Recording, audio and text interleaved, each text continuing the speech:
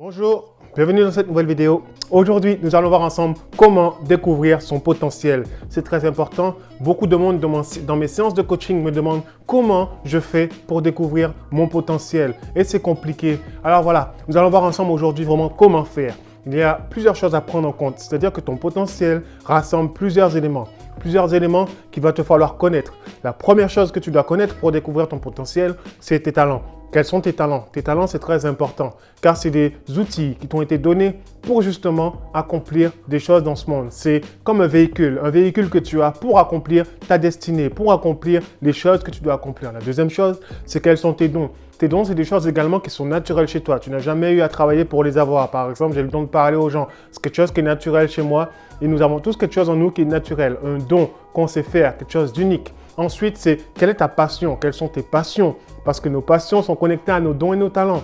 Ensuite, quels sont tes rêves? Quel est ton rêve? Qu'est-ce que tu as envie d'accomplir dans ce monde? Quelle est la grande chose que tu as envie de faire? Ces choses dont tu rêves d'accomplir, ça également, c'est très important de les connaître tes rêves. Parce qu'en gros, le plus important pour découvrir sa destinée, pour découvrir son potentiel, c'est savoir clairement qui on est.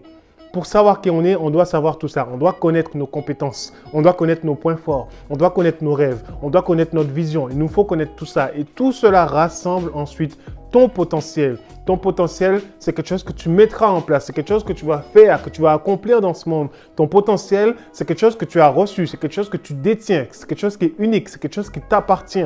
C'est toi. Dès ta naissance, tu as reçu quelque chose. Nous sommes des milliards sur la Terre, mais il n'y a pas une seule personne sur cette Terre qui a ton potentiel. Il n'y a pas une personne sur cette Terre qui a la même empreinte digitale que toi. Même deux jumeaux, deux êtres différents, deux êtres qui se ressemblent de la tête aux pieds, mais pourtant, ils sont différents, ils sont uniques.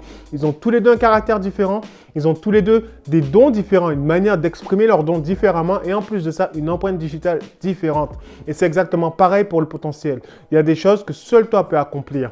Tu sais, dans le passé, je me rappelle, j'avais un défaut, quelque chose que je considérais comme un défaut. La première chose, c'était mon corps. Je fais 1m92. Pour moi, j'étais long. Pour moi, je me voyais vraiment long. Et pour moi, c'était une angoisse d'être aussi long. Pour moi, j'étais long. Je n'étais pas grand, j'étais long. C'était comme ça.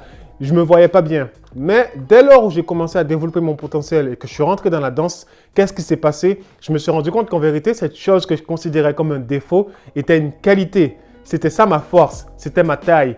Dans la danse, ma taille, c'est devenu un atout. C'est devenu une arme fatale. Personne ne pouvait rivaliser avec quelqu'un d'aussi grand. Tu peux être petit, juste lorsque je vais ouvrir les bras, lorsque je vais descendre et remonter, juste changer de niveau, j'ai déjà fait la différence. Mon corps, c'est une arme. Ma taille, c'est une arme. Alors que pour moi, c'était un défaut. Au final, ce défaut, cette chose que je considérais comme quelque chose de mauvais, au final, c'était ma force, c'était ma compétence. C'est comme la timidité. J'étais très timide avant. J'étais timide, je ne pouvais pas, je restais bloqué. Mais en vérité, quelqu'un de timide, c'est quelqu'un qui est mort de faim.